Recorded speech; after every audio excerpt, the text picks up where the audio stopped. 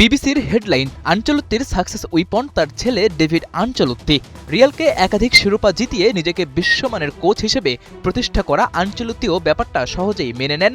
Real মাদ্রিদে থাকার সময় ম্যাচের গুরুত্বপূর্ণ সময় বাবা ছেলের নানা পরামর্শের মুহূর্ত হয়েছে খবরের শিরোনাম। কিন্তু রিয়াল ছাড়ার পরই ভেঙে যায় জুটি।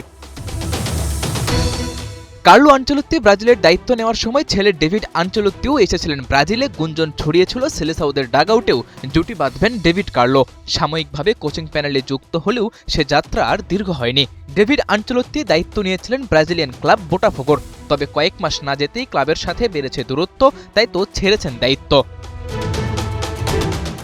বোটাফোগো দিয়েই নিজের কোচিং ক্যারিয়ারে প্রথমবার পেশাদার কোচ হিসেবে দায়িত্ব নেয়া ডেভিড আনচেলত্তি অবশ্য বেশ সফলই ছিলেন। তার অধীনে ওরা ম্যাচ খেলেছে 34টা, যেখানে 14 জয় আর 11 ড্রয়ের বিপরীতে হেরেছে মাত্র 7টি। ব্রাজিলিয়ান লিগে 6 নম্বরে থেকে মৌসুম শেষ করেছে ডেভিড আনচেলত্তির বোটাফোগো। অর্থাৎ জুনিয়র আনচেলত্তির কোচিং সামর্থ্য নিয়ে প্রশ্ন তোলার কোনো সুযোগ নেই।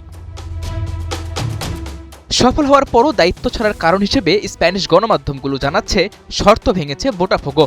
ক্লাবে যুক্ত হওয়ার আগে শর্ত ছিল পুরো টেকনিক্যাল স্টাফ একসঙ্গে থাকলেই তিনি প্রধান কোচের দায়িত্ব চালিয়ে যাবেন। তবে বোটাফোগো সেই শর্ত উপেক্ষা করে তাদের ফিজিক্যাল ট্রেনার লুকা গুয়েরাকে বরখাস্ত করাই বাধ্য হয়ে দায়িত্ব ছাড়তে হয়েছে ডেভিড আনচেলত্তিকে।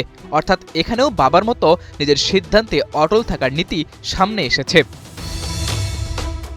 এদিকে ব্রাজিলের দায়িত্ব নেয়ার পর এখনও খুব একটা সমালোচনায় পড়েননি কার্লো আনচেলত্তি। তবে সাফল্য যে হরহামেশা ধরা দিচ্ছে ব্যাপারটা এমনও নয়। তাই তো এমন সময় ডেভিড আনচেলত্তি যদি আবারও যুক্ত হয় ব্রাজিলের কোচিং প্যানেলে, তাহলে ব্রাজিলেও এই জুটি পেতে পারে রিয়ালের মতো সাফল্য। আর তেমনটা হলেই সেলেসাউদের হেক্সা মিশন রূপ নিতে পারে বাস্তবে। সাদাতুর রাফি, ৭১।